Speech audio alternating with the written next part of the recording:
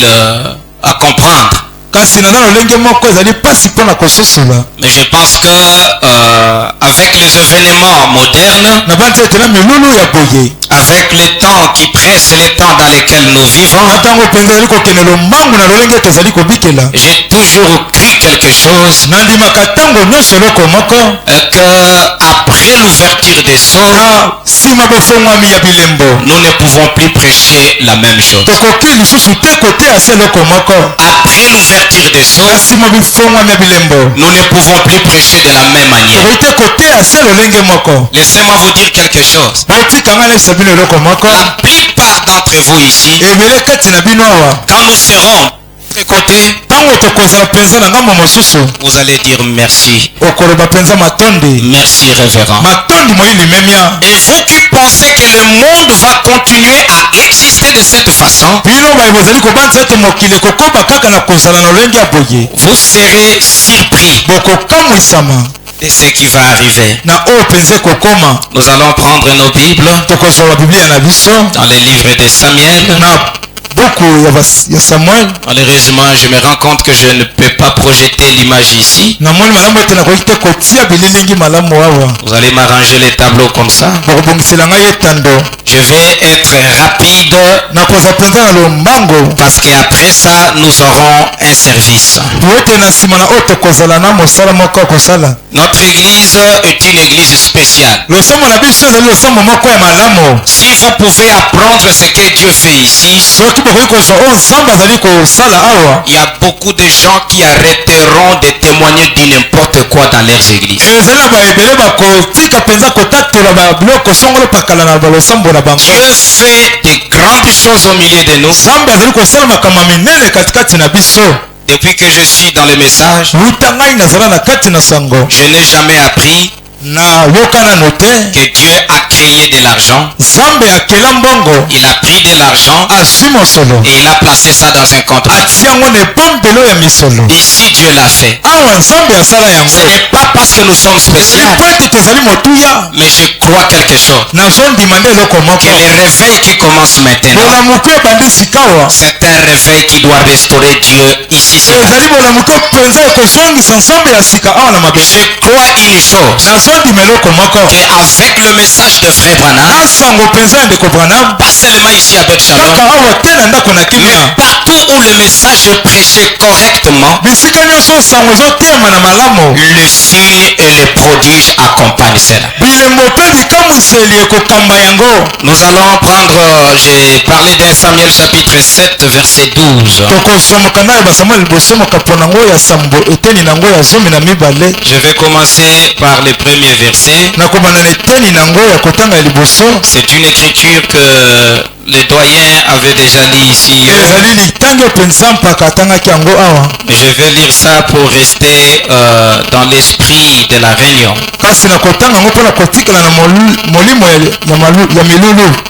2 Samuel chapitre 7. En commençant par le premier verset. Lorsque le roi habita dans sa maison et que l'Éternel lui donnait du repos, après l'avoir délivré de tous les ennemis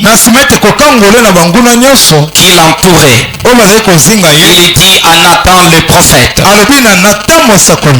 vois donc.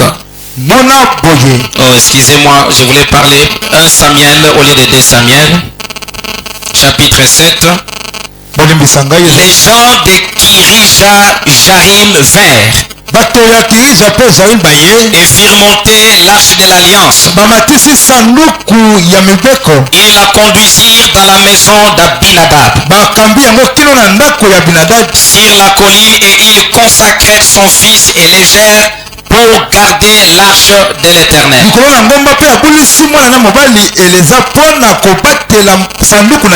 Il s'était passé bien du temps depuis le jour où l'arche avait été déposée. 20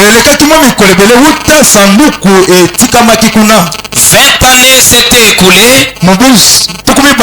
Alors toute la maison d'Israël poussa des gémissements vers l'Éternel. epai na Yahweh. Samuel dit à toute la maison d'Israël, Samuel alobi na ndako nyonso ya Israel. si c'est de tout votre cœur que vous revenez à l'Éternel, soki mpenza eza na motema na bino mobima bozali kozwa epai na du Yahweh, milieu de vous les dieux étrangers bolongola na kati na bino nzambe ya bapaya, et les Astartés, nzambe ya bikeko, dirigez votre cœur vers l'Éternel bokamba mitema na bino epai na Yahweh, et servez-le lui seul et il vous délivrera bosalela se ye moko mpe akokangola bino de la main de Philistins. na maboko bafilisalo. Et les enfants d'Israël ôtèrent du milieu d'eux le Baal et les Astartés. Bana na Israele balongolaki na kati na bango nzambe na bale mpe ya bikeko, Et ils servirent l'Éternel seul. baye kosalela Yahweh ye moko. Samuel dit, Samuel alobi, assemblez tout Israël à Mitzpah. bino boso lisanga na Israele bosanga na Mitzpa. Ils puisèrent de l'eau et la répandirent devant l'Éternel. mpo ye atoki mai mpe asopi yango liboso na Yahweh. Et ils jeûnèrent ce jour-là en disant, akilaki mokolo wana mpo na koloba, nous avons péché contre l'Éternel. tosumuki epai na Yahweh. Samuel jugea les enfants d'Israël. Samuel ye asombisi bana na Israele. Les Philistins apprirent que les enfants d'Israël s'étaient assemblés à Mitzpah. bafilistin bayoki ete bana na Israele basangani na Mitzpa, Et les princes des Philistins montèrent contre Israël. kasi mokonzi ya bafilistin aye kotelemela bana ya Israele. À cette nouvelle, na sango malamu oyo, les enfants d'Israël eurent peur de Philistins. bana ya Israele bazwi bobangi ya bafilistalo, Et il dit à Samuel, mpe bayebisi Samuel, ne cessez point de crier pour nous à l'Éternel, tika biso na esika toganga epai na Yahweh, notre Dieu, afin qu'il nous sauve de la main de Philistins. nzambe na biso po ete abikisa biso na maboko ya bafilistalo. Samuel prit un agneau de lait et l'offrit tout entier en holocauste. Samuel azwi mpete moko ya malamu mpe apesi yango mbeka epai na Yahweh. Il cria à l'Éternel pour Israël, akangi epai na Yahweh mpo na Israele, et l'Éternel l'exauça. mpe Yahweh ayanoli ye. Pendant que Samuel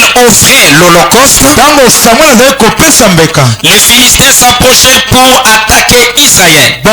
bafilistalo bapusani mpo na kobundisa Israele. L'Éternel fit retentir en ce jour son tonnerre sur les Philistins kasi Yahweh ayulisi mpenza kake na ye epai na Israele, et le mit en déroute. ayulisi kake na ye epai ya bafilistalo mpe Ils atikana na nzela battit devant Israël. mpe babetami liboso na Israele. Les hommes d'Israël sortirent de Mitzpah, poursuivirent les Philistins et le battirent jusqu'au-dessus bato na des Israele car babimi na kati na Mitzpa kolanda bafilistalo mpo na Samuel bango. prit une pierre Samuel azwi libanga qu'il plaça entre Mitzpah et Shen. atia yango na katikati ya Mitzpa mpe Shen, Et il l'appela du nom de Ben-Ezer, abengi yango na nkombo ya libanga ya lisungi, en disant, jusqu'ici l'Éternel nous a sauvés.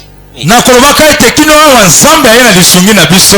Bienveillant Père Céleste, olingami tata na likolo, voyant le déroulement des événements modernes aujourd'hui, komona mpenza lolenge ya kosala milulu ya mokolo na lelo, nous sommes dans la dernière jonction. tozali na mokangami ya suka Pendant le temps de la moisson. na ntango ya kobuka. Et je crois une chose, na ndimi eloko moko, que c'est le temps où la vraie nature de chacun doit se révéler. ezali ntango wapi lolenge ya malamu ya moko na moko esengeli etalisama. Bénis ta parole, Seigneur. pambola liloba na yo nkolo, Bénis chacun de tes enfants. pambola moko na moko ya bana na yo, Sois avec nous jusqu'à la fin. zala na biso ebandeli kino suka, Au nom de Jésus-Christ. na nkombo na Yesu Kristo, Amen. amen. Vous pouvez vous asseoir. boyi kofanda.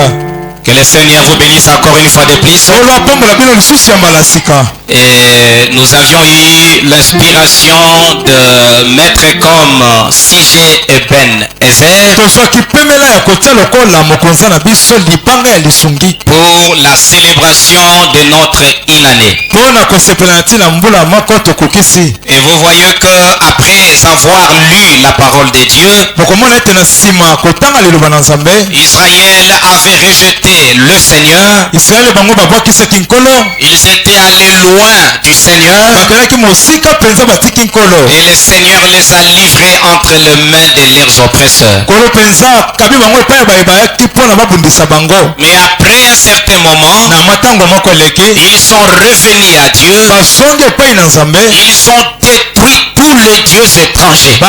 babebisi mpenza banzambe nyonso ya bapaya. Est-ce qu'il y a quelqu'un qui comprend ce que je veux dire?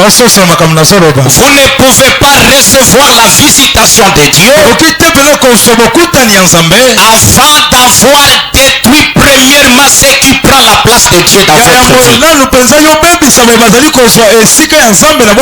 Ils ont détruit tous les dieux étrangers pour qu'afin que le seul Dieu puisse régner en Israël. Le ciel n'est pas un lieu de désordre où chaque personne va aller au ciel avec son Dieu. L'autre adore Kimbangu, l'autre adore William Branham, l'autre adore Marie, l'autre adore ceci, adore cela. Au ciel il y a un seul Dieu, et sur la terre il y a un seul prophète. Au ciel le nom de Dieu c'est le Seigneur Jésus-Christ.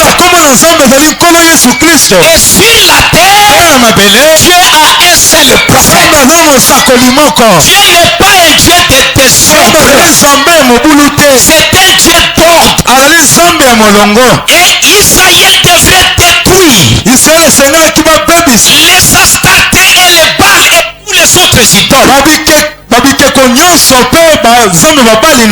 avant qu'ils puissent recevoir la visitation de Dieu.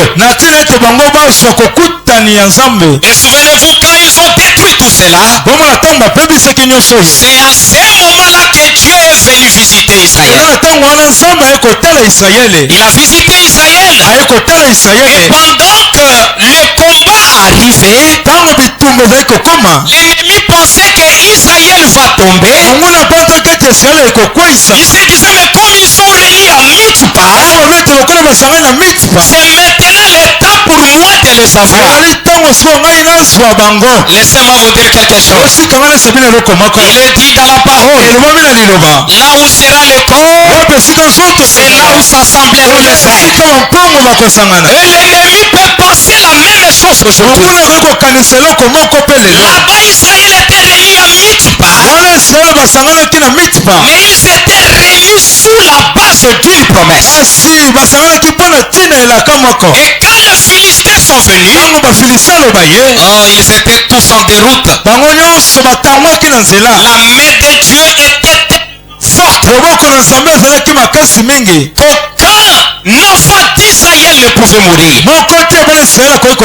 Est-ce que vous comprenez ce que je veux dire? Aucun enfant d'Israël pouvait mourir. Et Samuel a reçu la révélation. Il a dit, cet endroit ici, il a pris une pierre et il a bâti un autel. Et il a appelé cet endroit Eben-Ezer, qui veut dire, Eben-Ezer en hébreu veut dire la pierre de secours. Alors il a dit jusqu'ici, l'Éternel nous a secourus. Mon frère, ma soeur, la Bible, laissez-moi vous dire quelque chose. Vous pouvez lire la Bible pendant toute votre vie, mais tu ne comprendras absolument rien. La Bible est un livre de prophètes. Et pour comprendre la Bible, il faut avoir les lunettes de prophète. Il n'y a aucun homme sur la terre qui a reçu le pouvoir d'interpréter la Bible avant que cette Bible ici existe. Dieu existait déjà. Il était déjà Dieu. Et dans l'âge de la conscience, ces gens-là n'ont pas connu la Bible en papier, mais ils étaient des envoyés de Dieu, parce que la Bible est un livre de prophètes.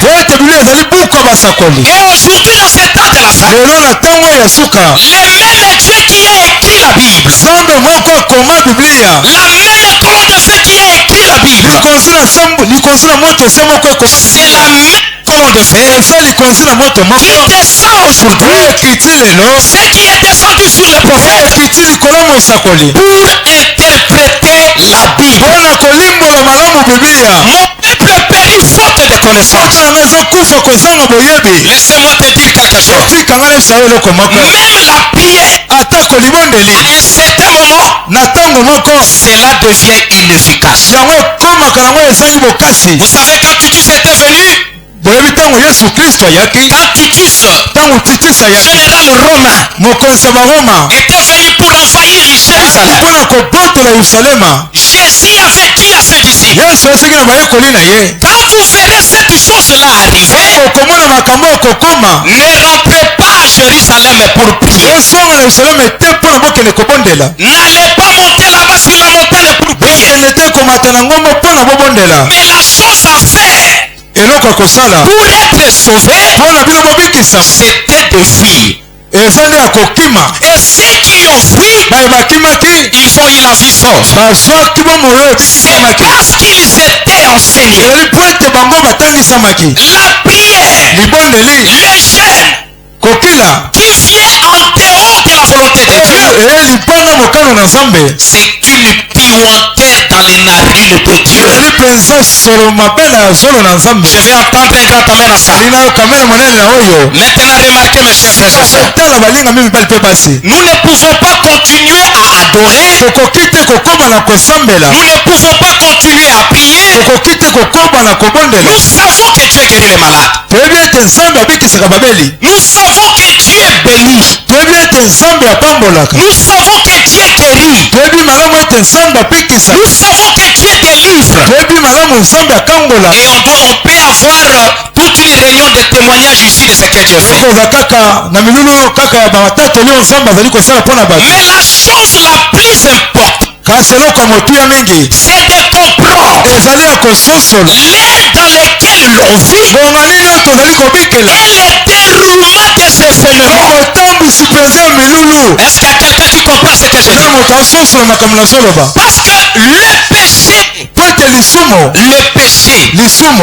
seul le prophète kaka nde mosakoli ye moko dans une génération kati na ekeke investi par Dieu oyo atangisami epai na nzambe qui vient avec l'autorité de déterminer le péché. aye na bokonzi mpenza ya koloba lisumu nyonso lolenge ezali. Tu peux faire quelque chose aujourd'hui kosala eloko moko lelo qui était légal là-bas oyo ezalaki lolenge moko kuna et après tu vas en enfer. mpe na nsima nango oke na lifelo. Parce que dans le temps où nous sommes, po ete na ntango oyo tozali dans l'âge où nous vivons, na eleko oyo tozali kobikela c'est l'âge où on doit sonder les Écritures. eza ntango oyo tosengi totala mpenza malamu makomi. Maintenant, suivez-moi bien. sika abola na ngai malamu. Je vais dire quelque chose. nalingi naloba eloko moko awa. Daniel avec le peuple, daniel na libota quand ils étaient déportés pour aller à Babylone, ntango bakamamaki mpona kokende na babilona c'était sur base de la prophétie que le prophète Jérémie avait donnée. ezalaki na ntina esakolo mosakoli yeremi alobaki. Mais cela avait un temps qui était fixé. yango ezalaki na ntango moko etiamaki. Et quand ils se sont retrouvés à Babylone, ntango bango bamonaki ete baza na kati ya babilona la souffrance ne faisait qu'augmenter. minyoko ezalaki ntango nyonso komata. Mais quand Daniel a sondé les Écritures, daniel mpenza atali makomi malamu il a compris que le temps du secours était arrivé. asosolaki ete ntango ya lisungi ekokaki. Il a commencé à prier et à jeûner abandaki kobondela mpe kokila avec la révélation. na nzela na emoniseli. Et Dieu lui a envoyé le secours. nzambe atindeli lisungi. Et aujourd'hui, dans le temps où nous sommes, lelo na ntango biso tozali nous ne pouvons pas prêcher pour prêcher. koiteka koteyaka mpona koteya. Et là, tu sais que tu as commencé à prier peut-être 10 ans, ta vie ne change pas. oyebi ete obanda kobondela bamibu somi bomoi na yo ebongwani te. Il y a des gens ici eza na bato awa qui ne font qu'une transition d'une année à une autre. bazosala mbongwana ya mobu mosusu na mosusu. Les mêmes faiblesses qu'il avait en 2023, makomi moko azalaki nango na koto mbale tuku mbale na ce misato. sont les mêmes faiblesses qui vont transiter en 2024. ezali kaka lolenge moko kobongwana nango na koto mbale tuku mbale na minei. Qui vont aller ainsi de suite. oyo kokendaka kolandaka lolenge bongo. Et tout ce qu'il a à faire, lui, nyonso aza nango kosala ye c'est de venir à l'église. eza ya koya na losambo. Dieu guérit, alléluia. nzambe abikisi ye akumama. Dieu bénit, alléluia. nzambe abikisi ye akumama. Et il rentre à la maison, mpe asongi na ndako il a fait son culte.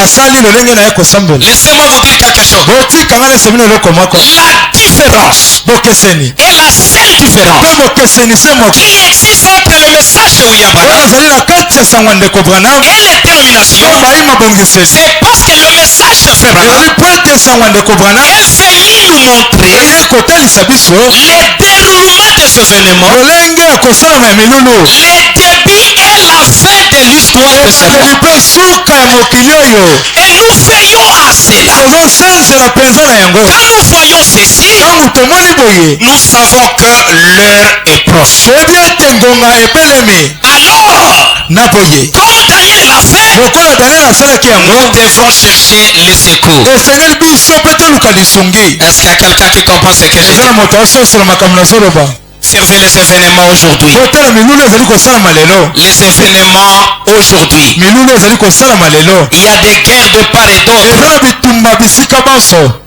Maintenant, je vais parler de quelque chose. sika wana nalingi nalobela na ntina eloko moko Remarquez, botala Frère Branham dit, ndeko Branham azoloba si vous voulez connaître soki bino mpenza bolingi boyeba la date, ngonga manaka il faut regarder au calendrier. esengeli botala nde na kati ya manaka na yango Vous voulez connaître les jours de la semaine? bolingi boyeba mokolo ya baposo Regardez votre calendrier. tala na manaka oyo eza na yango Vous voulez connaître l'heure? bolingi boyeba ngonga Regardez à votre montre. botala na sa na bino Mais si vous voulez connaître soki bolingi boyeba l'ère dans laquelle nous sommes, yango biso mpenza tozali ne regardez pas votre pasteur. botala te na mokengeli na bino Est-ce que c'est la vérité? eza mosolo Ne regardez pas au pape. botala te na papa Ne regardez pas au miracle. botala te na bikamwa Ne regardez pas au signe. botala te na bilembo Mais regardez kasi botala à Israël. na Israele Et tous les Éphésiens 4 baefeso nyonso minei devaient être attentifs à cela esengeli mpenza batala malamu likambo oyo pour savoir mpo na koyeba où en sommes-nous esika nini tozali et où est-ce que nous sommes en train de mpe partir. tozali kokende wapi Remarquez, botala le 14 avril de l'an 70, kasi mokolo oyo ya zomi na mine esanza ya 1970 c'était le jour où Israël a été chassé.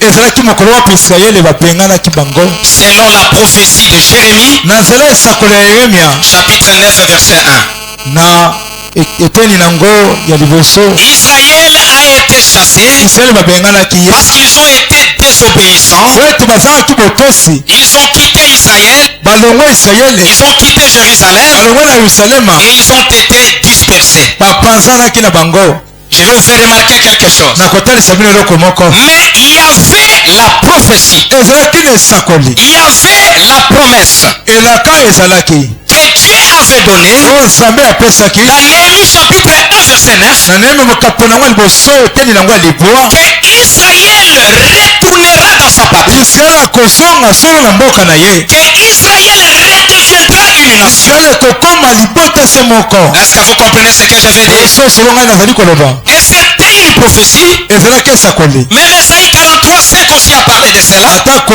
isaya mokapo nango ya 13 alobaki na Que ntina Israël devrait redevenir une nation. israele esengelaki ezonga na yango mboka moko Maintenant, remarquez ceci. sika botala boye Le 6 mai 1946, mokolo motoba sanza mitano ya 1946 venez frère. yaka ndeko mobali Le 6 mai 1946, mokolo motoba sanza mine ya 1946 c'était une année spéciale. ezalaki mobu moko ya malamu mingi C'était une année spéciale ezalaki mobu ya malamu où Dieu wapi nzambe est venu pour visiter Israël. aye mpo na kotala israele J'ai eu ce sujet dans mon esprit nazwaki mpenza liteo na molimo na ngai en voyant les événements ya komonaka milulu et la tension mpe lolenge mpenza makambo ezali kokende qui se passe entre la Russie et oyo l'Ukraine ezali koleka na russie mpe ukraine et la guerre qui est en Israël avec le Palestine. mpe bitumba eza na israele na bato ya palestine Et remarquez que le 6 mai 1946, ete mokolo motoba sanza mitano ya 1946 Israël est redevenu une nation. israele ekomi mboka selon la prophétie de Néhémie chapitre 1 verset 9 et Ésaïe 43 5 et de Jérémie 21 4. Israël qui était dispersé parmi toutes les nations.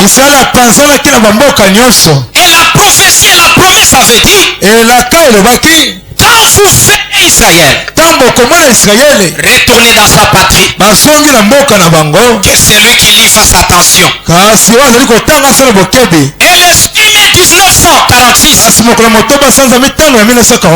Israël redevient une nation. Maintenant remarquez ceci. Les 7 mai, le 6 mai Israël redevient une nation. Et le 7 mai, Dieu vient visiter Frère. L'ange vient visiter le prophète. Pourquoi? Pour lui dire quoi? Et cela avait marqué la fin du réveil pour les États-Unis. Est-ce que je peux lire ça? Je vais vous dire quelque chose. Je l'ai dit ici hier. C'est la raison pour laquelle moi, je ne crois pas que la doctrine de l'écoute des paroles vient de Dieu. Je ne crois pas. Et je ne croirais pas à cela. La doctrine de l'écoute des paroles, c'est la fausse doctrine qui n'a jamais existé. Je vais entendre un grand amen à ça. Maintenant, écoutez ce que Frère dit. Israël rentre dans sa patrie. Et le jour suivant, l'ange vient pour visiter le prophète. Et cela a marqué la fin pour le réveil des États-Unis. Écoutez maintenant ici ce que le prophète dit. La question-réponse sur le Hébreu. Deuxième partie. 526, 527.